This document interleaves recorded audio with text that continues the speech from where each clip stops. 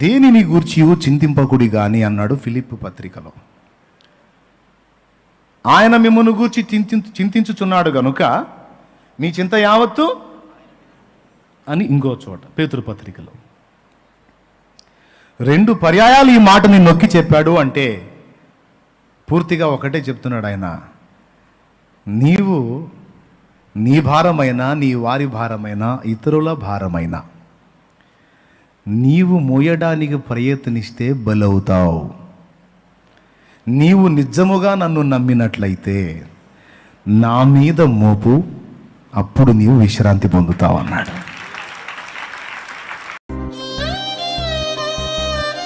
ప్రయాసపడి భారం మోసుకున్న సమస్త జనులారా, నా యొద్దకు రండి, నేను మీకు విశ్రాంతి కలుగజేతును. నేను సాత్వికుడను దీన మనస్సు గలవాడను గనుక మీ మీద నా కాడి ఎత్తుకొని నా యొద్ద నేర్చుకొనుడి, అప్పుడు మీ ప్రాణములకు విశ్రాంతి దొరుకును. ఏలయనగా నా కాడి సులువుగాను నా భారము తేలికగాను ఉన్నవి. చాలు. ఇప్పుడు మనం చదువుకున్నటువంటి వాక్య భాగం మనందరికీ చాలా సుపరిచితమైనటువంటి మాట. ప్రయాసపడి భారము మోయిచున్న సమస్త జనులారా, నా యొద్దకు రండి, నేను మీకు విశ్రాంతి కలుగజేస్తాను అని ప్రభు పిలిచినటువంటి పిలుపు. నా యొద్దకు రండి, మీకు విశ్రాంతి. ఇంకో చోట అంటాడు, దేవుని యొద్దకు రండి, ఆయన మీ యొద్దకు వచ్చును అంటాడు. రండి అనేది పిలుపు. మనుషులు ఏదో భారం మోస్తున్నారంట. కష్టపడి ప్రయాసపడి మోస్తున్న భారాలేవో దేవునికి తెలుసు. మోసేవాడికి కూడా కొంత అర్థం కాదు. మనం మొత్తానికి ఏదో మోసుకుంటా తిరుగుతున్నాం, ఏం మోస్తున్నావో కూడా అర్థం కాకుండా కొన్ని మోస్తున్నాం మనం. అరే ఇది నేను మోస్తున్నానా అన్న సంగతి కూడా మనకు తెలియదు. ఒక పెద్ద గోనె సంచిలో ఏవో రకరకాల వస్తువులు బరువులేసి ఒక మూటలా గట్టి మన వీపు మీద పెడితే మోసుకొని తిరుగుతున్నట్టుంది మన పని. గోనె సంచిలో ఏమేమి ఉన్నాయో మనకు కూడా స్పష్టంగా తెలియదు. అందుకే ఫలానా భారం మోస్తున్నారు, ఫలానా భారం మోస్తున్నారు అని చెప్పబడలేదు. కానీ ప్రయాసపడి భారము మోయుచున్న సమస్త జనులారా, నా యొద్దకు రండి, నేను మీకు విశ్రాంతినిస్తాను అని ఒక పిలుపు, ఒక వాగ్దానం. ఈ 2 ప్రభు మనకి ఇస్తూ ఉన్నాడు. అన్న సహజంగా ఈ మాటలు బయట సువార్తల్లో వాడతారు. పాపభారం మోయుచున్న ప్రజలారా, ప్రభు రమ్మని పిలుస్తున్నాడు అని సువార్తల్లో, సువార్త సభల్లో వాడతారు. ఇది ఉపవాస కూటల్లో మాకెందుకు చెప్పావు అన్నది ఒక ప్రశ్న. ఎందుకు చెప్పానంటే, అన్ని జనులు కొన్ని భారాలు మోస్తున్నారు. యేసు రక్తంలో కడగబడి పరిశుద్ధపరచబడిన మనం కూడా మనకు తెలియకుండా కొన్ని బరువులు మోస్తున్నాం. వాళ్ళు కొన్ని భారాలు మోస్తున్నారు, మనం కొన్ని భారాలు మోస్తున్నాం. అందుకే సమస్త జనులారా అన్నాడు. ఏమన్నాడు అంటే అర్థమైంది. సమస్త జనుల్లో ఎవరెవరు ఉన్నారు? సంఘంలో వాళ్ళు జనులు గారా? క్రీస్తు రక్తంలో కడగబడ్డాడు మనిషిగాడా? జనుడేగా. అందుకే క్రీస్తుకు వెల్లపట్టు ఉన్నవాడు మనుషుడే, క్రీస్తులో ఉన్నవాడు కూడా మనుషుడే. అందుకే టోటల్గా ప్రయాసపడి భారము మోయుచున్న అన్యజనులారా అనలా, పోనీ క్రైస్తవులారా అనలా, సమస్త జనులారా అన్నాడు. అంటే అందరూ రండి. వాళ్ళు అంటే వస్తారులే ప్రభు, వాళ్ళంతా వాళ్ళని ఎత్తిన బరువులు మోసుకొని తిరుగుతూ ఉన్నారు, నేనెందుకు ప్రభా? నా మీద ఏ బరువు ఉంది? నీ మీద ఒక బరువు ఉందన్న సంగతి కూడా ఎరగకుండానే నువ్వు నేను మనం మోస్తున్నామని దేవుడు మనకి బయలుపరుస్తున్నాడు. సహజంగా అందరూ చెప్పుకున్నట్టే లోకస్తుల్ని మనం పరిశీలన చేసుకుంటే పాప భారాన్ని మోస్తున్నారు. పాపము చేసిన వాడు పాపమునకు దాసుడు.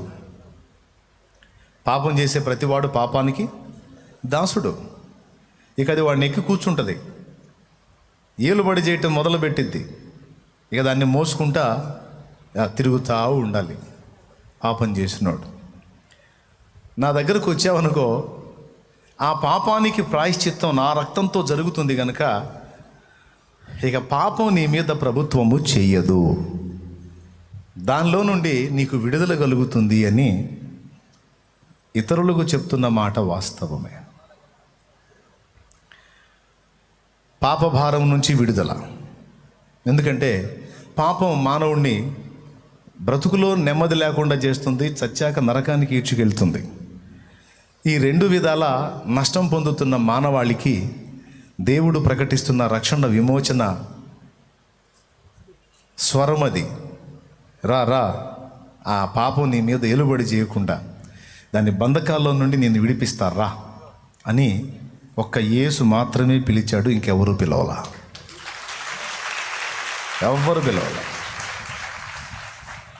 మిగిలిన వాళ్ళంతా ఏం చెప్పారంటే, కర్మలు చేసిన వాడు కర్మల ఫలం అనుభవింపక తప్పదు అని చెప్పారు. ఎవడు కర్మ చేసుకుంటే వాడి కర్మ వాడు ఖచ్చితంగా మోయాల్సిందే అని ఇతరులు చెప్పారు.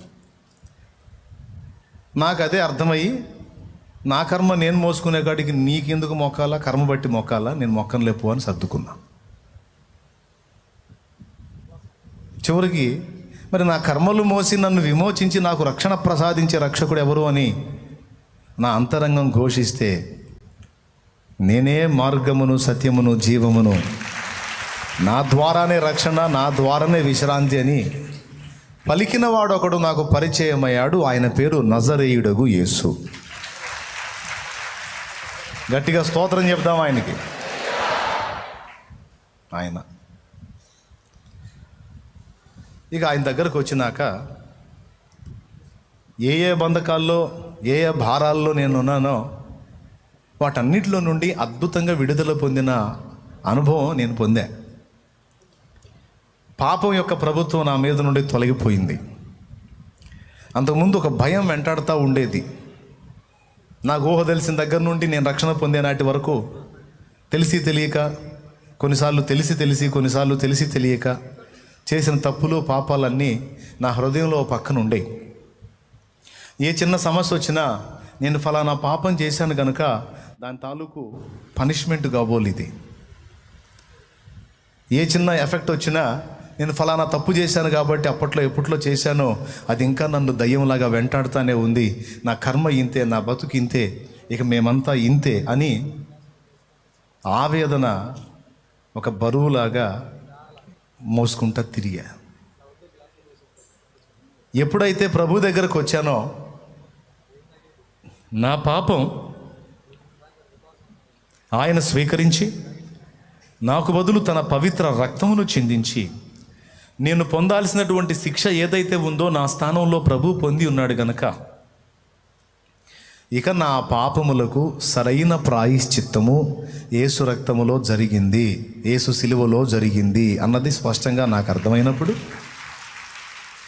ఒక విడుదల పొందిన అనుభవాన్ని నేను అనుభవించాను. అప్పటిదాకా నా మనసులో ఉండి అపరాధ భావంతో తొలిచి నన్ను వేధించిన పాపాల సమస్య ఏదైతే ఉందో అదంతా ఒక్కసారిగా బ్రేక్ అయిపోయింది. ఇక ప్రశాంతత ఎలా అంటే ఒక క్రొత్త జీవితం ప్రారంభమైనట్టు అయింది. క్రీస్తు యేసునందున్న ఎడల వాడు నూతన సృష్టి. ఎవడైనను క్రీస్తు యేసునందున్న ఎడల అతడు నూతన సృష్టి. పాతవి గతించెను, ఇదిగో క్రొత్తవాయను. దేవునికి మహిమ. ఒకవేళ ఈ లైవ్ చూసే వాళ్ళలో కానీ ఇక్కడ కూర్చున్న వాళ్ళలో కానీ ఎవరైనా ఇంకా పాపభారము చేత విమోచన పొందకుండా విలవిలలాడుతూ ఆ భారాన్ని మోస్తుంటే దేవుడు నీకు ప్రకటిస్తున్నాడు, నా యొద్దకు రా, నా కాడిని నీ మీద ఎత్తుకో, నా యొద్ద నేర్చుకో, అప్పుడు నీకు విశ్రాంతి కలుగుతుంది. నేనే నీకు విమోచన కలిగిస్తాను, నేనే నీకు విడుదల ప్రకటిస్తున్నాను అని యేసయ్య పిలుస్తున్నాడు గనుక చెవులు గలవారు ఈ మాట విని ఆయన దగ్గరకు వచ్చి నీ పాప భారం అంతటిని తొలగించుకోవాలని నేను మీకు ప్రకటిస్తున్నాను. ఇది అర్థమయ్యే ఒక పాటలో పాడుకున్నా. పాపపు చెరలో పడి ఉన్న నన్ను నీ రక్త క్రయము విడిపించినావు, హితవత్సరమును ప్రకటించి నాకు శుభవత్సరములు దయచేసినావు, హితవత్సరమును ప్రకటించి నాకు శుభవత్సరములు దయచేసినావు. యేసయ్య నీ ప్రేమ మాధుర్యము రుచి చూచిన జన్మయే ధన్యము. దేవునికి మహిమ, దేవునికి మహిమ, దేవునికి మహిమ. కాబట్టి మీలో ఇంకెవరైనా పాప బంధకాల్లోంచి విడుదల పొందకపోతే త్వరగా పొందండి. ఎలా పొందగలమన్నాయా? యేసే దగ్గరకు వస్తే పోతాయంటే రావటమే కాదు, ఇక మారు మనసు పొంది పాపాలన్నీ క్షమింపబడు నిమిత్తము, పాప క్షమాపణ నిమిత్తము మీలో ప్రతివాడు ప్రభు అయిన యేసుక్రీస్తు నామమందు బాప్తిస్మం పొందాలి. అలా బాప్తిస్మం పొందుట ద్వారా ఇక నీ పాపములన్నీ క్షమింపబడతాయి. మరి క్షమింపబడటం అంటే ఒట్టిగా వెళ్ళిపోతాయా నీళ్లలో, లేకపోతే ఏమన్నా అవుతుందా అంటే నీ పాపము యొక్క శిక్ష ప్రభు అయిన క్రీస్తు మీదకి వెళ్ళిపోతుంది, సిలువలోకి వెళ్ళిపోతుంది. సిలువను ప్రస్తుత సమయంలోకైనా తీసుకొస్తాడు, లేదా నీ పాపాలని గతంలో కన్నా తీసుకెళ్తాడు. ఈ రెండు చేయగలడు ఆయన. సిలువను ప్రస్తుతంలోకి తీసుకురాగలడు. 2021 సంవత్సరం క్రితం జరిగిన సిలువ యాగాన్ని ప్రస్తుతంలోకి దేవుడు తీసుకురాగలడు. లేదా మన పాపాన్ని 2021 సంవత్సరం క్రితం కలువరి సిలువలోకి తీసుకెళ్ళి అందులో ఉంచగలడు. సిలువలో కొంతమందికి డౌట్లే, అప్పుడెప్పుడు ఆయన ప్రాణం పెడితే ఇప్పుడు చేసే పాపాలు ఎట్టబోతాయని ఒక డౌటు. అందుకని దానికి సమాధానం చెప్తున్నా. దేవుడు కాలాతీతుడు, భూత భవిష్యత్ వర్తమాన కాలములలో ఉండువాడు. గతాన్ని ప్రస్తుతంలోకి తీసుకురాగలడు, ప్రస్తుతాన్ని గతంలోకి తీసుకెళ్ళగలడు. ఇది ఎలా సాధ్యమైంది అంటే అక్కడికి పోయినాక అడుగు చెబుతాడు. ఒకటైతే ఖాయం, నీ పాప భారాన్ని ప్రభు అయిన యేసు మీద మోపుట తండ్రి అయిన దేవుని చిత్తమై ఉంది. మారు మనసు పొంది బాప్తిస్మం పొందిన తరువాత ఒక అన్యజనుడైన వానికి పాపభారం కొట్టివేయబడి పరిశుద్ధపరచబడుతున్నాడు. ఇక ఆనందంలోకి ప్రవేశిస్తున్నాడు. అంటే సంఘంలోకి చేర్చబడి విశ్వాస అయ్యాడు. జాగ్రత్తగా వినండి. ఇక మనం కూడా భారము మోసే అవకాశం ఉంది అన్నాను. మనం మోసే భారాలు ఏంటి అంటే బరువు బాధ్యతలనే భారాలు. ఫస్ట్ కుటుంబ జీవనంలో మనం ఉన్నామనుకో, భౌతికమైన భారాలు కొన్ని ఉన్నాయి. నాకు పిల్లలు ఉన్నారండి, వాళ్ళకి రెక్కలు తీసుకురావాలి, వాళ్ళకి ఏదన్నా ఒక మంచి జీవితం ఇవ్వాలండి, ఈ బరువు బాధ్యతలు నాకు ఉన్నాయండి అంటారు. ఇదొక భారం. పిల్లలు, వారి భవిష్యత్తు. కొంతమందికి మరి భర్త ఒక భారం, భార్య ఒక భారం. ఏమండి, మరి నా భార్య తిక్కలదండి, అమాయకురాలండి, నేను లేకపోతే వ్యవహారం తేడా పడుతుందండి, ఏం చేద్దామండి, ఇక ఆమె నేను మోసుకుంటా రావాలండి. కొంతమందికి భర్త ఒక భారం. ఏం చేద్దాం అన్నయ్య గారు, నేను చెప్పకపోతే ఏమీ తెలియదు, ఏమీ చేతై చావదు, ఏం చేద్దాం, నా బ్రతుకు నేను పోతే ఎట్లా చేస్తాడో కానీ మరి నేను ఉన్నంత వరకు నేను మోయాల్సిందే అంటది ఒక్కొక్క భార్య. ఆమెకు ఆయన ఒక భారం. కుటుంబ సభ్యులలో కొంతమందికి పితరుల భారం. ఇట్లా రకరకాల భారాలు ఉన్నాయి. ఇవన్నీ పక్కన పెడితే మనకు మనమే ఒక భారం. దేవునికి స్తోత్రం. అవునా కాదా? మనకు మనమే ఒక భారం. కొంతమంది ఇతరుల సంగతి అక్కడ పెట్టి తనను గూర్చి తానే గందరగోళం అయిపోతుంటారు. తమ్మును తామే మోయలేక అల్లాడతారు. మనల్ని మనం మోయలేక అల్లాటం ఎందుకు ఊరుకో అన్నయ్య అంటారా? లో బీపీ వచ్చినప్పుడు మనిషి తను మోసుకోగలుగుతాడా? పెద్దగా చెప్పండి. ఆ? బాగా నీరసం అయిపోయినప్పుడు పైకి లేపుతుంటే కింద పడుతుంటాడు, లేపి నిలుపుతుంటే కింద పడతాం. అంటే కాళ్ళు ఉన్నాయి కానీ అవి సహకరించవు. మనం శక్తి క్షీణులం అయినప్పుడు, మన శక్తి క్షీణించినప్పుడు మనం నిలవలేం. మనకే బరువు అవుతాం. ఎట్లా బరువు అంటే, వృద్ధాప్యంలో వచ్చిన వాళ్ళని చూడండి. ఈ కాలు ఒక ఇంత ఎత్తు మీద నుంచి అవతలకి దాటాలంటే ఈ పైన ఉన్న శరీరం యొక్క బరువును బట్టి కాళ్ళు నాయన ఒక 30 అడుగు, ఒక అడుగు ఎత్తు ఈ కాలు లేపి అవతల పెట్టాలంటే మహా కష్టం. అవునా? అదే ఏజ్లో ఉన్నప్పుడైతే ఎగిరి జంపు చేస్తారు, ఏ అనుకుంటా. వృద్ధాప్యంలోకి వచ్చేటప్పటికి కాళ్ళల్లో సత్తువ తగ్గిపోయి పైన బరువు ఎక్కువైనప్పుడు కాలు గదలదు, మనమే మనకు బరువు అయిపోతాం. అట్లాగా శరీరం మోసే బరువే కాదు, మనసులో కూడా మనం భారం అయిపోతాం. అయితే ఈ భౌతికమైన భారాలు నీ పిల్లలది కావచ్చు, భర్తది, భార్యది, తల్లిదండ్రులది, సంసార సాగరాంది ఏ భారమైనా, ఆఖరికి నీ భారమైనా. పాప భారం సంగతి అయిపోయింది, ఇప్పుడు బ్రతుకు భారం. ఈ భారానికి కూడా యేసే దిక్కు. అందుకే ఆ వ్యక్తుల్ని కూడా రమ్మంటున్నాడు. రా, ఆయన మిమ్మును గూర్చి చింతించుచున్నాడు గనుక మీ చింత యావత్తు ఆయన మీద వేయండి అన్నాడు. ఫిలిప్పీలోకి రాసిన పత్రిక 4వ అధ్యాయము 4వ వచనం 5వ వచనం మనం చూసుకోవచ్చు. పేతురు గారు రాసిన మొదటి పత్రిక 5వ అధ్యాయము 6-7 వచనాల్లో కూడా మనం అండర్లైన్ చేసుకోవచ్చు. ఆయన మిమ్మును గూర్చి చింతించుచున్నాడు గనుక. త్వరగా చూడండి. ఆయన మిమ్మును గూర్చి చింతించుచున్నాడు గనుక, మిమ్మును గూర్చి చింతించుచున్నాడు గనుక మీ చింత యావత్తు ఆయన మీద వేయుడి. ఆయన మీద వేయటానికి ఎట్ట కుదిరిద్దండి? ఎలా ఉంటే వేయాత అయితే? ఇప్పుడు చింత అనేది కంటికి కనపడిద్దా? చేతులకు పట్టుకోవడానికి పట్టు చిక్కిద్దా? చిక్కదు కదా.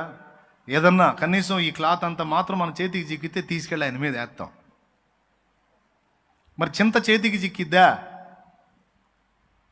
చిక్కదు. అది మనస్సులో ఉండేది. కానీ మనసులో ఉన్న ఆ చింతని ఒక బరువుతో పోలుస్తున్నాడు దేవుడు. దేవునికి స్తోత్రం కలుగును గాక. ఒక భారంతో పోలుస్తున్నాడు దేవుడు.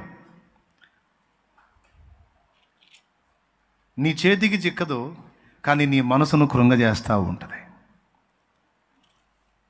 ఆ భారము, దేని గూర్చి నువ్వు చింతలు కలిగి ఉన్నావు, అవంతా ఒక పెద్ద భారం. కొడుకు బాగలేదని ఒక ఆమె వచ్చింది నా దగ్గరికి. ప్రార్థన చేసా, బాగున్నాడు. మళ్ళీ వచ్చింది, మళ్ళీ ఏడుస్తూ నిలబడింది. ఏంటంటే మనవడికి బాగలేదని వచ్చింది. అంటే ఒకటితో అయిపోవాల సమస్య. ఒకటి పోతే ఒకటి, ఒకటి పోతే ఒకటి, ఒకటి పోతే ఒకటి. ఈ చింతల పరంపర, ఈ వేదనల పరంపర. హలో కేవో ఆగదు. అసలు నాకు ఏ చింత లేదు, ప్రశాంతంగా ఉన్నాను అన్నోళ్ళు ఎవరి నుండి చేతులు ఎత్తండి, అబద్ధాలు ఆడకుండా. ఏ చింత లేకపోయినా బైబిల్ ప్రకారం అదొక చింత. అసలు నాకేందో ఏ బాధలు రావట్లా, ఏ కష్టాలు రావట్లా, అసలు నేను ట్రాక్లో ఉన్నాను, ట్రాక్ తప్పాను అని. మరి ఒరిజినల్గా యేసయ్యని వెంబడిస్తే ఏదో ఒక శ్రమ, శోధన, బాధ, ఇబ్బంది రావాలి. నాకేందో అసలు ఏమి రావట్లేదు, ఏం జరుగుతుంది? ఓసారి ఓ చెల్లి నా దగ్గరికి వచ్చింది. ఏందమ్మా అంటే, నాకేందో కన్నీటి ప్రార్థన రావట్లేదన్నయ్య అని తెగ బాధపడుతుంది. ఏడుపు రావట్లేదని ఆమె ఏడుపు ముఖం పెట్టింది. చాలు పొమ్మ, నువ్వు లైన్లోనే ఉన్నావని చెప్పాను నేను. దేవునికి స్తోత్రం కలుగును గాక. హల్లెలూయా. ఏం రావట్లేదని, ఏడుపు రావట్లేదని ఏడుపు ముఖంతో చెబుతుంది. ఇంకొంచెం ప్రయత్నించి ఆటోమేటిక్ ఇప్పుడే వచ్చేసింది ఏడుపు అని చెప్పి. నిజంగా నిజంగా పురుషుల్లో కూడా కొంతమంది సహోదరులు, ఏందన్నయ్య నాకు అసలు ఎందుకు కన్నీటి ప్రార్థన రావట్లేదన్నయ్య నాకు అసలు అంటే, ఆల్రెడీ అది ఫీల్ అవుతానే చెబుతున్నావు కదా తమ్ముడు, ఎందుకు లేదు నీ దగ్గర ఉందిలే అని చెబుతాను నేను. సో చింత లేనివాడు ఒక్కడు కూడా లేడు. ఒకటి పోతే ఒకటి, ఒకటి పోతే ఒకటి, ఒకటి పోతే ఒకటి. ఎక్కడ మనకి ఖాళీ ఉన్నా? అవునా? గంటన్నర ప్రసంగం 2 గంటలు అయిందనుకో, ఎప్పటికి అవుతుందో ఏమైనా చింత వచ్చిందో రాదా? దేవునికి స్తోత్రం కలుగును కాక. హల్లెలూయా. ఇక మనోవేదన ప్రారంభమైంది. శాలే మనకి గ్యాస్ ట్రబుల్ కరెక్టే, ప్రచండంగా అలాగున్న మనుషుల బ్రెయిన్లు తింటుంటే రాకేం చేసిద్ది? టయానికి ముగించి అన్నం తినాలి పోయి అని మనసులో వేదన కలిగింది. కాబట్టి చింత లేని మానవుడు అంటూ ఎవరు లేరు. అందరికీ ఏదో ఒక విషయంలో ఏదో ఒక చింత. అయితే దేవుడు 2 సార్లు రాయించాడు. ఒక మాటని 2 సార్లు దేవుడు రాయించాడంటే అధికారికంగా నిశ్చయంగా నొక్కి చెబుతున్నట్టు. దేనిని గూర్చి చింతింపకుడి గాని అన్నాడు ఫిలిప్పు పత్రికలో. ఆయన మిమ్మును గూర్చి చింతించుచున్నాడు గనుక మీ చింత యావత్తు అని ఇంకో చోట పేతురు పత్రికలో 2 పర్యాయాలు ఈ మాటని నొక్కి చెప్పాడు. అంటే పూర్తిగా ఒకటే చెప్తున్నాడు ఆయన, నీవు నీ భారమైనా, నీ వారి భారమైనా, ఇతరుల భారమైనా నీవు మోయడానికి ప్రయత్నిస్తే బలవుతావు. నీవు నిజముగా నన్ను నమ్మినట్లయితే నా మీద మోపు, అప్పుడు నీవు విశ్రాంతి పొందుతావు అన్నాడు.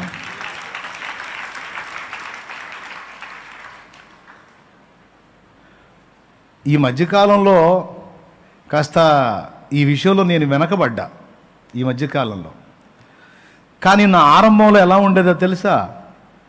ఎవరు ఏదన్నా సమస్య చెప్పని దాని గురించి ఆలోచించేవాడిని కాదు. దాని గురించి అంత టెన్షన్ పడేది ఏముంది, వెళ్ళి పెద్ద ఆయనే కంప్లైంట్ చేద్దాంలే అని ఏదన్నా ప్రాబ్లం అనిపిస్తే వెళ్ళి దేవుని ముందే కూర్చునేవాడిని. ఈ మధ్యకాలంలో ఇది వెనకబడిందని నేనే ఒప్పుకుంటున్నా. ఎందుకంటే చింతలన్నీ ముక్కుమ్మడిగా దాడి చేసేసరికి ఏం చేయాలో అర్థం కాక గందరగోళం అయిపోయి ఆ మొదటి మెట్టుని వదిలినట్టుంది నా పని. దేవుడు మళ్ళా నాతో మాట్లాడితే చెప్తున్నాను మీతో. నేను దేనిని గూర్చి నీవు చింతపడుతున్నావో, నీవు దేన్ని ఫేస్ చేస్తున్నావో, దేన్ని నువ్వు డీల్ చేయడానికి ట్రై చేస్తున్నావో అది నీకు ఒక భారమై బరువై కూర్చుంటుంది. అస్సలు నువ్వు వాటిని గురించి భయపడాల్సిన అవసరం లేదు, టెన్షన్ పడాల్సిన అవసరం లేదు, కృంగిపోయి కుమిలిపోవాల్సిన అవసరం లేదు. ప్రశాంతంగా నా దగ్గరకు రండి అని పిలుస్తున్నాగా. పాటేమో దమ్ము కొట్టి దమాయించి పాడతావు, రండి రండి యేసు అని బాది పాడతావు. నువ్వు మాత్రం రావు అంటాడు ఆయన. ఎట్టుంటుంది మన పాట అండి? పొండి పొండి యేసుని యోద్దకు రమ్మనుచున్నాడు. మరి నీ సంగతి ఏంది? నాకు లేదులే, నేను మీకు చెప్పటమే, నాకు లేదు. ఇది తప్పు. ప్రభు చాలా ప్రేమతో 2 పర్యాయాలు చెప్పాడు. తిరిగి జన్మించిన నీవు, నూతన జన్మ అనుభవంలోకి వచ్చిన నీవు ఈ విషయములను కూర్చున్న భారం ఇంకా మోయాలని ప్రయత్నిస్తున్నావా? నీవు ఇంకా అజ్ఞాన దశలో ఉన్నావు. నీకు విశ్వాసం ఉంటే అది భౌతికమైందైనా ఆత్మీయమైందైనా నా యొద్దకు రా. నేను చెప్తున్నాగా, నా మీద మోపమని నేను పిలుస్తుంటే నీకేం పిచ్చా? ఇంకా నేను ఎత్తినే పెట్టుకున్నావు. నువ్వెందుకు ఇంకా ప్రెజర్ అవుతున్నావు? విశ్రాంతి పొందమని నేను నిన్ను పిలిస్తే, మీకు ఒక జోక్ చెప్తానే ఏమండి, నెత్తి మీద బరువైన కట్టెలు మోపుతూ ముందుకు వెనక్కి తూగుతూ ముసలమ్మ పోతుందంట రోడ్డు మీద, హైవే రోడ్డు మీద. పాపం జీప్ ఆయన ఒక ఆయన చూసి జీప్ ఆమె ముందుగా జీప్ ఆపి, పెద్దమ్మా బాగా అలిసిపోతున్నట్టున్నావు, ఎక్కు జీబు లేకు, ఆ మోపు జీబులే అని మోపు జీబులు వేసాడు. ఆయన పెద్ద పొడవైనవి కాదు, ఏదో అంత మోపు, అంత వెడల్పు, ఇంత లావున్న మోపు. అదే ఆమె తైతక్కలాడుతుంది.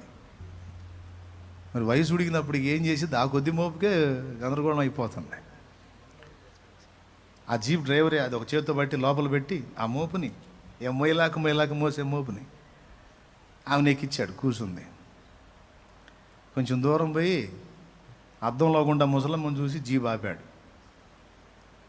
ఎందుకంటే జీబులో కూర్చుంది, ముసలమ్మ సీట్లోనే ఉంది, మోపు మాత్రం నెత్తిన పెట్టుకుంది.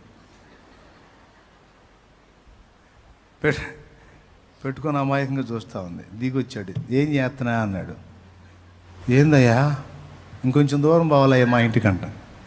ఇంటికి దూరం సరే, నువ్వేం చేస్తున్నావు అన్నాడు. ఏం చేస్తున్నా నేను? మోపేంది నెత్తిన పెట్టుకున్నావు. మహారాజు వెట్టను నన్ను ఎక్కడినిచ్చావయ్యా, నా మోపు ఎందుకులే మళ్ళీ నీకు బరువు అని నా నెత్తిన పెట్టిన. ఓ పిచ్చి ముసల్దానా, నేను కాదు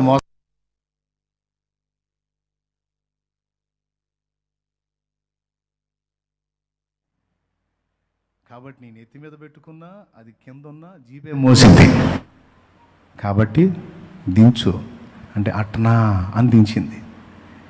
వింతగా అనిపించట్లా మీకు ముసలమ్మ? అబ్బా ఏమి నవ్వుతారు? ఒరే, నేను చెప్పింది మీ గురించే, నా గురించే. దేవునికి స్తోత్రం కలుగును గాక. కూడా అదే తంతు. చెప్పుకోవడానికి బాగానే చెప్పుకుంటాం, కానీ అది రాగానే మననే దానికి ఎదురెళ్ళడానికి ట్రై చేస్తాం. అది కాదు అని దేవుని వాక్యం చెప్తుంది. చాలామంది యేసు ప్రభు బిడ్డలుగా ఉండి కూడా సరైన సంతోషం, సరైన ఆనందం, సరైన మనశ్శాంతి లేకుండా బతకడానికి కారణం ఇదే. మొఖాలు చూడు, ఎప్పుడన్నా తుమ్మల్లో పొద్దుపడిచినట్టు తోలాటమే కానీ ఒక కళ, కాంతి, ఒక ఆనందం, ఒక ప్రశాంతత, ఒక సంతోషం, ఓ సమాధానం కనపడదు. నీ ఏడుపు మొహం వేసుకొని, ఈ దరిద్ర గొట్టు మొహం వేసుకొని పక్కాను పిలిచిద్ది, వదిన మొత్తం ఆ చర్చికి బాధ అంటే, నువ్వమ్మా నువ్వు నీ మొహం భలే బాగుంది పో. ఎంతమంది అలాగా ఏదన్నారా అని ఆయన ఉన్నాళ్లే అని వెళ్ళి మోకాళ్ళ మీదకి వెళ్ళి ఆయన సన్నిధిని వెతికి ఈ బరువు బాధ్యతలు అప్పచెబుతారు. కూతురైనా, కొడుకైనా, అల్లుడైనా, మనవడైనా, భర్త అయినా, భార్య అయినా, ఆఖరికి నీ బరువు అయినా. అరే నేను మోస్తాను, నా మీద వేయండి అని బంగారంలాగా ఆయన పిలుస్తుంటే మాయ రోగమా? ఏం రోగం అనాలనిపించింది నాకు, అని అనకూడదులే, అనలే నేను. దేవునికి స్తోత్రం. నన్ను నేనే అనుకుంటాను, మరి నువ్వు పిచ్చోడువా మంచోడివిరా, అన్నీ శుభ్రంగా నేను మోస్తాను, మొర్రో రారాను నా దగ్గర మోపురా నా మీద అంటే అదని ఇదని అన్ని నెత్తి మీద పెట్టుకొని సమృద్ధిగా ఉండే జుట్టు సగం చేసుకున్నావు పిచ్చి వెధవా నన్ను నేనే అనుకుంటా. దేవునికి స్తోత్రం కలుగునుగా. ఒకవేళ మీలో ఆ టైప్ వాళ్ళు ఉంటే మీరు కూడా అంతే అనుకోండి. అనుకుని ఊరుకోకండి, మారు మనసు పొందండి. బరువులు దించమని చెబుతున్నాడు ఈరోజు దేవుడు. అది విషయం. ఇప్పుడన్నా దించుకోండి అని చెబుతున్నాడు. అన్యజనులకు పాప భారం అనే భారం, బాధ్యతలు, బంధాలు అనే బరువు మనకు కూడా ఉన్నాయి. చిన్నదో పెద్దదో తప్పు జరిగిద్ది మన వల్ల. నోరు జారో, కాలు జారో, చెయ్యి జారో, కన్ను జారో, చెవి జారో అని జారుతుంటాంలే మనం. ఏదో ఒకటి జారి అలవాటు మనకి. ఈ జారిన దాని ఎక్కడో చోట ఏదో తప్పు జరిగిద్ది. ఏదో ప్రార్థన చేస్తాం కానీ ఓ పక్క భయం. నేను అలా చేశాను కనుక దేవుడు నన్ను వదిలిపెట్టాడు, నేను ఇలాగ ఉన్నాను కనుక దేవుడు నన్ను విడిచిపెట్టాడు, నేను అప్పుడు అలా ప్రవర్తించాను కనుక దేవుడు నన్ను ఒప్పుకోడు. ఓ పక్కన పెట్టుకుంటారు ఈ బరువు. పెట్టుకొని దేవుని దగ్గరకు వచ్చి దేవుని సన్నిధిలో ఆరాధించడానికి ట్రై చేస్తా కూడా మళ్ళీ దేవుడు నా పాపములు అవన్నీ కూడా, ఎందుకంటే మన వాళ్ళకి బైబిల్ చదివిన అలవాటు కదా, యోధా పాపము ఇనుప గంటముతో వ్రాయబడెను. నా పాపం కూడా రాశాడో ఏమో, ప్రార్థన చేసేలే కానీ తీసేశాడో లేదో మరి. మోషే అడిగినట్టు, అయ్యా నీవు ఒకవేళ వారి పాపములు పరిహరించితివా, పరిహరించకపోతే నా పేరు నీ గ్రంథంలో నుంచి తుడిచిపెట్టి వారిని విడిచిపెట్టు అన్నాడు. బైబిల్ చదివిన అలవాటు కదా సేవకులకి, పరిచారకులకి, విశ్వాసకులకి, బైబిల్ బాగా అనుభవం ఉన్నోళ్ళకి. నేను చేసిన పొరపాటు, పాపము ప్రభువు గుర్తుపెట్టుకున్నాడేమో, యూదా పాపాన్ని ఇనుప గంటముతో రాసినట్టు నా పాపాన్ని బంగారు గంటంతో రాపిచ్చాడేమో, అది బోలేదేమో అని ఒక పక్క భేదిస్తూ ఉంటుంది. అది ఒక బరువు. గుర్తుపెట్టుకోవాలి, అది సాతాను పుట్టించే భ్రమ. మన అతిక్రమములను మనము ఒప్పుకొనిన ఎడల, యోహాను రాసిన మొదటి పత్రిక చూడండి. దేవుడు అవునని కాదను వాడై ఉండలేదు. ఆయన అవునంటే అవును, కాదంటే కాదు, మాట తప్పడు. ఈ విషయంలో కూడా సైతాను మన మీద బరువు మోపటానికి ప్రయత్నిస్తాడు. 9వ వచనం చదువుండి, 8, 9 వచనాలు చదువు. మొదటి యోహాను రాసిన మొదటి పత్రిక. మళ్ళీ మొదటి యోహాన్ అంటే రెండో యోహాను, మొదటి యోహానికి ఏమవుతాడు అంటారు. మళ్ళీ యోహాను రాసిన మొదటి పత్రిక 1వ అధ్యాయము 8, 9 వచనాలు. మనము పాపము లేని వారమని చెప్పుకొని ఎడల మనలను మనమే మోసపుచ్చుకుందుము, మరియు మనలో సత్యం ఉండదు. కొంతమంది ఏమంటున్నారు, మారు మనసు పొంది బాప్తీసం పొందిన ఇంకా మనం పాపులమేంది, ఇక మనం పరిశుద్ధులం అయితే. నిజమే, పరిశుద్ధులమైన దేన్ని బట్టి? యేసు రక్తమును బట్టి, యేసు నామాన్ని బట్టి. ఇక మన క్రియల్లోకి వచ్చేటప్పటికి పాపము చిన్నదో పెద్దదో, తెలుసో తెలియకో, తెలివిలోనో తెలివి తక్కువయ్యో జరుగుతూ ఉండవచ్చు. కాబట్టి అసలు నేను బాప్తీసం పొందానంటే ఇక నాలో ఏ పాపం లేదు అని చెప్పజాలము. పాపానికి నిలయమైన దేహాన్ని ధరించుకొని ఉన్నాం మనం. నా యందు అనగా నా శరీరమందు మంచిది ఏది నివసింపదని నేను ఎరుగుదును అన్నాడు పౌలు మహనీయుడు. రోమాపత్రిక 7వ అధ్యాయం 18వ వచనంలో, శరీరమో ఉత్పత్తి చేసేదంతా చెడుగే. వేప చెట్టు మొదట్లో 100 బస్తాల పంచదార పోసి తీయని నీళ్లు పెట్టినా వేప చేదునే ఉత్పత్తి చేసిద్ది, కానీ తీపిని ఉత్పత్తి చేయదు. దాని జాతి లక్షణం అది. ఈ శరీరం యొక్క జాతి లక్షణం ఇది, చెడుగునే ఉత్పత్తి చేస్తుంది. కాబట్టి తెలుసో తెలియకో, తెలివిలోనో తెలివి తక్కువయ్యో కొన్ని లోపములు, దోషములు, పొరపాట్లు మన నుండి జరుగుతుండొచ్చు. కావాలని హృదయపూర్వకంగా కావాల్సుకొని చెయ్యము, అన్ఎక్స్పెక్టెడ్. కొన్నిసార్లు పెద్ద పెద్ద వాటిని మనం తప్పించుకున్న చిన్న చిన్న వాటిల్లో సులువుగా చిక్కులు పెట్టే పాపాల్లో చిక్కిపోతూ ఉంటాం. ఆవేశంలో నోరు జారటమో, చేయి జారటమో, పొరపాటు చేయడానికి ప్రయత్నించటమో, అట్లా ఏదో ఒక విషయంలో మనం భంగపడే అవకాశాలు లేకపోలేదు. మనల్ని జారి పడేటట్టు చేయడానికి వాడు నెట్టడానికి ప్రయత్నం చేస్తాడు. జారి పాపములో పడ్డ తర్వాత ఇక లేవకుండా తొక్కుతాడు. ఇంకా ఏం చెల్లిద్ది నీ ప్రార్థన దేవుని ముందు, నీ స్తుతి ఆరాధన? ఇంకొప్పుకుంటాడా దేవుడు నిన్ను పెద్ద పరిశుద్ధురాల్లాగా, పరిశుద్ధుల్లాగా? అందరిలో వచ్చి నువ్వు కూర్చున్నావు అనుకో, వీళ్ళందరూ నిన్ను అనుకుంటారు గొప్ప పరిశుద్ధుడివి, పరిశుద్ధురాలు అని. కానీ ఇంతమందిని మోసం చేస్తున్నావు నువ్వు, నీ బతికేందో నీకు తెలుసు అని ఒక పర్సన్ నీతో మాట్లాడినట్టు ఉంటుంది. నువ్వు ఎంత చండాలమైన మనిషివో, నువ్వు ఎంత చండాలుడివో నీకు తెలుసు, దేవుడికి తెలుసు. పాపం ఈ అమాయకులకు తెలియదుగా, మంచోడు అని నమ్ముతున్నారు, మంచిదాని అని నమ్ముతున్నారు. నువ్వు ఒక వేషధారివి, నువ్వు అలా, నువ్వు ఇలా, నీ దగ్గర ఈ దరిద్రం ఉంది అని వాడు కొళ్ళబొడుస్తాడు అన్నమాట. ఇదొక భారం. ఇక్కడ వాక్యం ఏం చెబుతుంది? చదువు. మన పాపములను మనము ఒప్పుకొని ఎడల, మనము పాపము చేయలేదని చెప్పుకొని ఎడల మనలను మనమే మోసపుచ్చుకుందుము, మరియు మనలో సత్యం ఉండదు. మన పాపములను మనము ఒప్పుకొని ఎడల ఆయన నమ్మదగిన వాడును నీతిమంతుడును గనుకను ఆయన మన పాపములను క్షమించి సమస్త దుర్నీతి నుండి మనలను పవిత్రులుగా చేయును. దేవునికి స్తోత్రం కలుగును గాక. అది విషయం. నిన్న ఒక విషయాన్ని గురించి మాట్లాడుకున్నాం. పాపం విషయంలో మనం చేసే తీర్మానం సుదీర్ఘమైనది. ఒక్కరోజైనా మనం బతుకుతుంది, కొన్ని వందల వేల రోజులు బతకబోతున్నాం. నేను మారు మనసు పొందాను, ఇక తప్పు చేయకూడదు, ఇక నేను పవిత్రంగా ఉండాలి, పరిశుద్ధంగా ఉండాలి, అన్ని విషయాల్లో నీతి ప్రవర్తన కలిగి బతకాలనే తీర్మానం చేశాం. తీర్మానం చేసి ఒక్కరోజే బతికిపోతే గొడవ ఉండదు. ఒకరోజే కనుక ఆ తీర్మానం గట్టిగా చేపట్టుంటాం.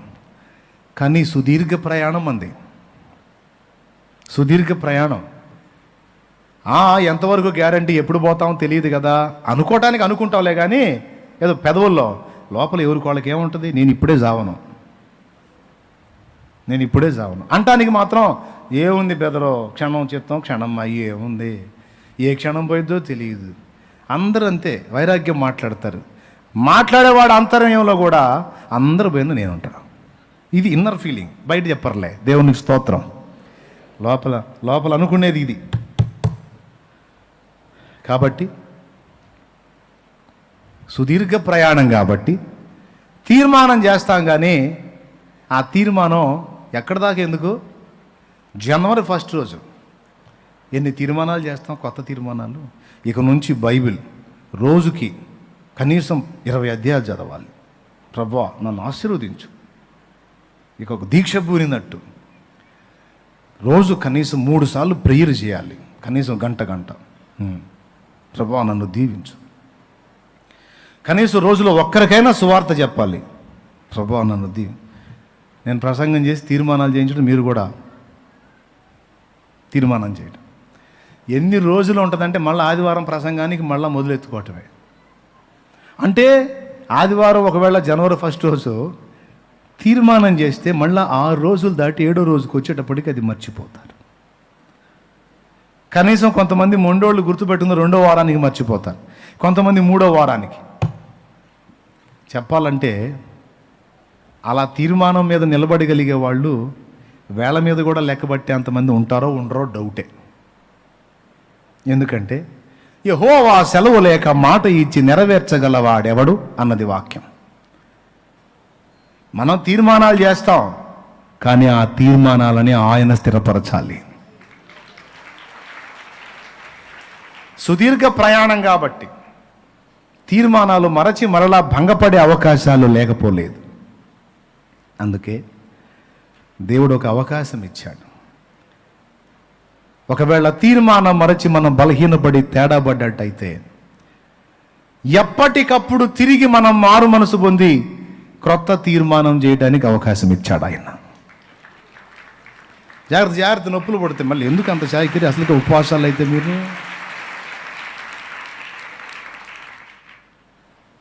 ఒకవేళ ఏదన్నా అభ్యంతరం ఏర్పడితే వెంటనే దేవుని ముందు మోకాళ్ళుని తేడాబడ్డ తండ్రి, పోరాటంలో శత్రువు గెలిచాడయ్యా, దెబ్బ కొట్టాడు నన్నాడు, నన్ను క్షమించు, వాడికి అవకాశం ఇచ్చా, నన్ను మన్నించు, నేను మళ్ళా తిరిగి నిలబడతా, నన్ను బలపరచు, పోరాటంలో ఈసారి వాడిని గెలుస్తా దేవా, ఎదిరిస్తానయ్యా అని మళ్ళా పునః ప్రతిష్ఠ చేసుకొని మళ్ళా మోకాళ్ళుని మళ్ళా దేవునితో రాజీపడి దేవునితో సమాధానపడి దేవుని ముందు మనం ఒప్పుకొని మారు మనసు పొంది తీర్మానించిన ఎడల సమస్త దుర్నీతి నుండి, చదువమ్మా,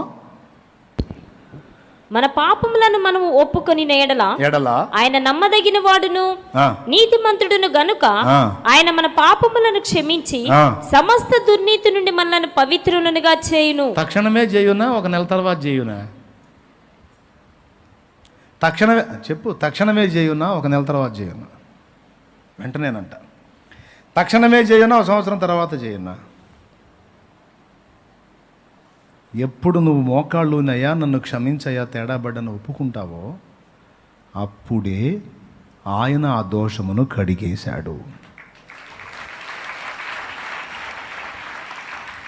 మన వ్యవహారం అంతా ఎట్లా? అదే నేను చెబుతుంది, బస్తాలో నీకు తెలియకుండానే సరుకులు మోస్తున్నావని. ఆ మోసే సరుకుల్లో దేవుడు తీసి బయట పడేస్తే, ఈ అపరాధాలు దోషాలు అనేవి తీసి బయట పడేస్తే, ఏంది ప్రభు ఈ బయట పడేసావు, మామూలు అనుకున్నావేంది అని మళ్ళా ఏరకొచ్చుకొని ఏం చేసుకొని అవన్నీ ఎక్కడెక్కడున్నాయో వెతుక్కొని అవన్నీ ఏరకొచ్చుకొని బస్తాలు వేసుకొని మోసుకుంటూ తిరుగుతున్న పనికి మళ్ళీ తెలివి.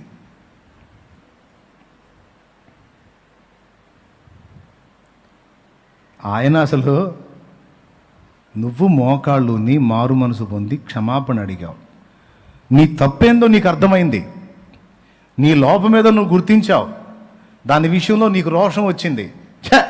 నేనేంటి ఇట్లా చేయటమైంది, నేనేంది ఇట్లాంటి బతికేంది, అన్ని రోషం నీలో వచ్చింది చూడు, అది చాలు నాకు. దేవునికి స్తోత్రం కలుగునుగా. నా బ్లడ్ నీదంటానికి రుజువు, పంది బ్లడ్ కాదు గొర్రె బ్లడ్ అంటానికి రుజువు. నాకు బురదేంది, చచ్చా నేను బురదలో ఉంటమేంది తిత్తు. అట్లా కాకుండా బురద బాగుంది, దీని నుండి నేను విడుదల పొందగోరట్లేదు అంటే ఈడు నా బ్లడ్ కాదు, ఈడు పంది. ఒరిజినల్గా దేవుని వాక్య బీజము, దేవుని వాక్యమును అక్షయ బీజమునకు జన్మించిన వాడు పాపముతో రాజీ పడి బతకలేడో. ఒకవేళ దాంతో మనుగడ సాగించాల్సి వస్తే అది ఒక నరకములాగుంటుంది వానికి. ఎందుకంటే వాని బ్లడ్ పాపంతో రాజీ పడే బ్లడ్ కాదు, పాపానికి రివర్స్ అయి పోరాడే రక్తము. అది యేసు రక్తము చేత ప్రభావితం చేయబడింది. వాడిని ఎవడు శిక్షించాల్సిన అవసరం లేదు, తనను తానే గాయపరుచుకుంటూ ఉంటాడు. చిత్రక్షోభను అనుభవిస్తాడు. అందుకే ఆ వేదన నీకు అనుభవించకుండాన్నట్లు ఒకవేళ తొట్టుపడితే పరిగెత్తు నా పాదాల చెంతకు రండి అన్నాడు. అది గుర్తించే చౌదరి పురుషోత్తం గారు ఎలాగున్నానో అలాగే వచ్చేస్తున్నానయ్యా అన్నాడు. పాటున వచ్చు చున్నాను నీ పాద సన్నిధి రక్షక. ఇటో దేవునికి మహిమ. చెప్పండి గట్టిగా. ఎంత దీనంగా మొరపెట్టాడు. ఏమని చెప్పాడు?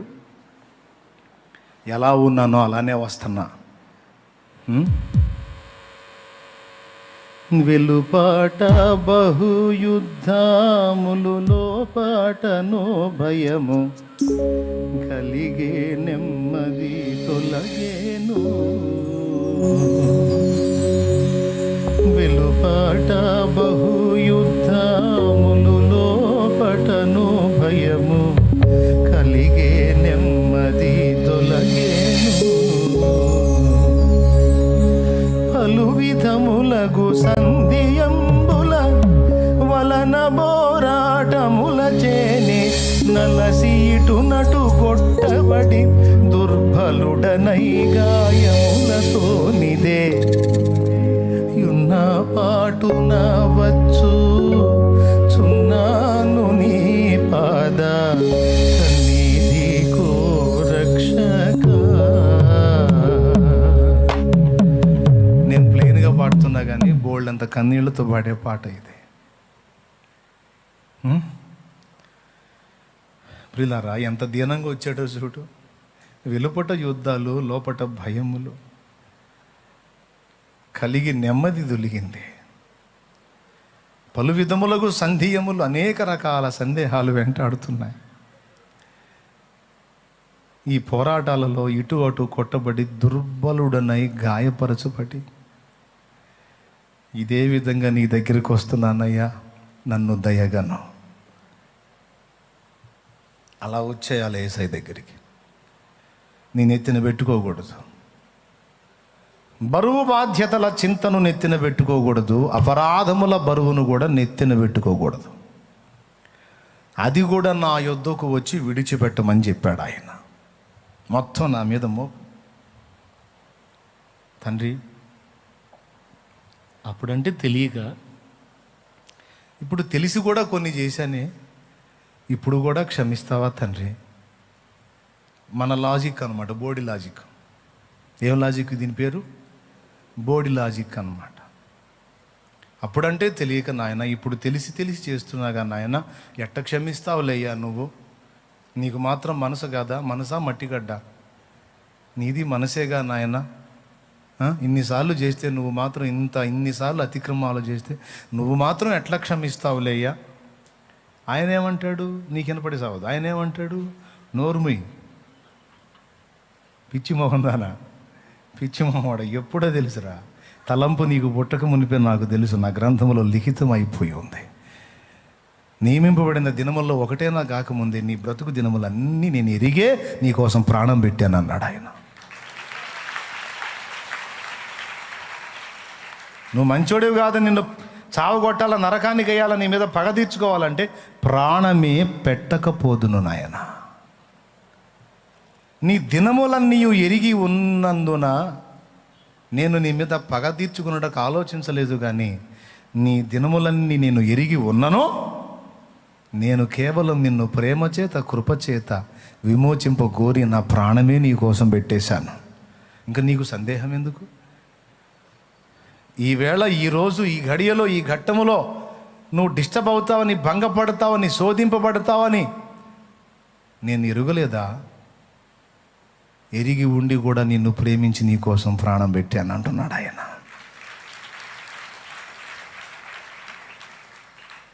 ప్రియులారా, కాబట్టి ముందటనే ఎరిగి ఉన్న ప్రభు, నువ్వు ఆయన దగ్గరికి వెళ్ళి పాపమును అసహించుకొని, నేను నీ బిడ్డను తండ్రి, నేను సైతాను బిడ్డను కాదయ్యా, పాపంతో పడి రాజీ పట్టడానికి నేను నీ బిడ్డని, నాకు నువ్వు కావాలి అని ఆయన పాదాలను ఆశ్రయించి క్షమాపణ కోరినప్పుడు, వారమో, రోజో, నెలో, వచ్చే సంవత్సరమో కాదు, తక్షణమే నీ పాపములను ఆయన కడిగి వేసేశాడు, క్షమించేశాడు. అరే, ఆయన క్షమిస్తే నువ్వు ఓవర్ యాక్షన్. ఎట్ట క్షమిస్తావులే ప్రభా, చిన్న చిన్న అంటే వదిలేస్తావు, కానీ ఇది పెద్దదిగా అంటే ఇది ఎంత ఓవర్ యాక్షన్ అంటే దేవుడి కంటే నీతిమంతుడిలాగా ఫీలింగు. ఎవరికంటే దేవుడే పోన్రా బాబు, సరే పోలే అంటే ఎట్టా పో అంటావు దేవా, ఎట్లా పో అంటావు, అసలు ఎట్ట వదిలేస్తావు నువ్వు అంటే, ఎరా ఎట్లుంది, శిక్షించాల్సిన నేను, సరే పోరా అని వదిలేసా, మళ్ళీ ఏంటి అది, ఎట్లా వదిలేస్తావు దేవా, నువ్వు ఎట్లా వదిలేస్తావు? నేను చేసింది మామూలు పనే, ఎట్ట వదులుతావు నాయన, ఎట్ట వదిలేస్తావు అంటే, అది ఈయన తీసుకెళ్ళి శిక్షించండి అంటాడు. ఎందుకు ప్రభా ముందు పోని మళ్ళీ శిక్షించమంటున్నావు అంటే, నీళ్ళంటే నీతిమంతుడు బతకూడదురా, నువ్వు నాకంటే నీతిమంతుడు అంటాడు. దేవునికి స్తోత్రం కలుగునుగా. నువ్వు నీకు నీతి పాళ్ళు ఎక్కువ అయిపోయినాయిరా నీకు. ఏమండి, కృపతో నేను క్షమిస్తున్నాను అన్నప్పుడు ఇక నీ యోగ్యతాయోగ్యతలతో నిమిత్తము లేదు, కృపను బట్టి నిన్ను వదిలేపో అన్నప్పుడు నోరు మూసుకొని పో. కృపను బట్టి నిన్ను వదిలేసా పోరా అంటే నువ్వు మళ్ళా నిలిచి ఆర్గ్యుమెంట్ ఏంటి, నువ్వు అట్టెట్ట క్షమిస్తావు, నువ్వు నన్ను అడిగేది ఏంది సోది, పో, పాపం లేదు గీపలే, పో కడిగేసా, పో. కడిగావా, అట్లెట్లా కడుగుతావు ప్రభా, చిన్నది కాదు, ఒరే మళ్ళీ ఇదే కూడా రీడు అంటాడు. జడ్జి గారు ఏదో ప్రేమను బట్టి క్షమించి వదిలేశాడు అనుకో, ముద్దా ఏం చేయాలి, యేసు రక్తమే చేయనుకో జంప్ అయిపోవాలి. అందుకని జడ్జి గారు, అసలు నేను ఇన్ని దోషాలు చేస్తే ఎట్లా క్షమిస్తారు నన్ను, అసలు ఇది ఎట్లా కరెక్ట్ అంటే, ఇప్పుడు జడ్జి ఏమైపోయాడు అందరి ముందు, జడ్జి ఏమయ్యాడు అందరి ముందు, పనికి మళ్ళీ తీర్పులు తీర్చేవాడు గాలా, దోషుల్ని నిర్దోషులకు వదిలిపెట్టేవాడు గాలా. ఆర్గ్యుమెంట్లు అవసరమా? కొంతమంది అధిక నీతి, వాళ్ళకు వాళ్ళే తీర్పు. రామ్మా దేవుడి దగ్గర రామ్మా, దేవుడికి క్షమిస్తాడంటే, ఎట్లా క్షమిస్తాడు అన్నయ్య నన్ను, ఎట్లా క్షమిస్తాడు అన్నయ్య, ముక్కుకు పెట్టి గుద్దాలనిపించింది ఒకటి, పనికి మళ్ళీ ఎట్ట క్షమించేది సోది ముఖం. ఆయన కృపతో క్షమిస్తాడు, నన్ను ఎట్ట క్షమిస్తాడని మళ్ళీ సైతాన్ దగ్గర పోయి ఉంటావా, వాడితో కలిసి ఇక ఫ్రెండ్షిప్ చేస్తావా, ఇంకెట్ట క్షమిస్తాడు అని పోయి పాపంతో రాజీపడి అందులో పందిలాగా పొరులాడతావా, పనికి మనలోడా, రా దేవుని దగ్గర రా. ఎట్ట క్షమిస్తాడంట బోర్డులాజీకి ఒకటి తీసుకొచ్చి. నాకు తెలిసి తప్పిపోయిన కుమారుడు అంతకాలం బాధపడింది ఈ డౌట్తోనే అనుకుంటాను నేను. లేదా వాడి బట్టలు చీలికలు పిలికలు అయ్యేవి కాదు, పందులు పొట్టు తినే పరిస్థితి వచ్చేది కాదు. ఇట్లాంటివి పెట్టుకొని వాడు ఆ గతి పట్టాడు. దేవునికి స్తోత్రం కలుగునుగాక. హల్లెలూయా. అర్థమైందా? తప్పిపోయిన కుమారుడు ఇంటికి పోతే ఇంకెట్ట క్షమిస్తాడు, ఆస్తి అంతా తీసుకొచ్చాగా, మా నాన్న పెద్ద పెద్ద పైలు వాళ్ళలాగా ఏడిసావని ముఖం మీద చెప్పొచ్చాగా, అన్నీ పాడు చేశాగా, ఇంకే ముఖం పెట్టుకుని పోయేది, ఏ ముఖం ఎందుకు నాయన, నీ ముఖమే పెట్టుకొని పో. ఏ ముఖం పెట్టుకొని పోయేది, ఇంకేం పోయేది, ఏ ముఖం పెట్టుకొని పోయి ఇట్లా అనుకొని పందులు కాడికి పోయాడు. ఇక ఏం దొరక్క కడుపు మాడి, నీకు ఏ ముఖం కాదు నా ముఖమే పెట్టుకొని పోతా, ఏమన్నా అనుకో, నీకు ఆయనే నాకు దిక్కు అని ఆయన దగ్గరికి పోయి అప్పుడు కృప పొందాడు. దేవుని దగ్గర నువ్వు లాజిక్లు వాడవాకు, తర్కాలు వాడవాకు, అంతే.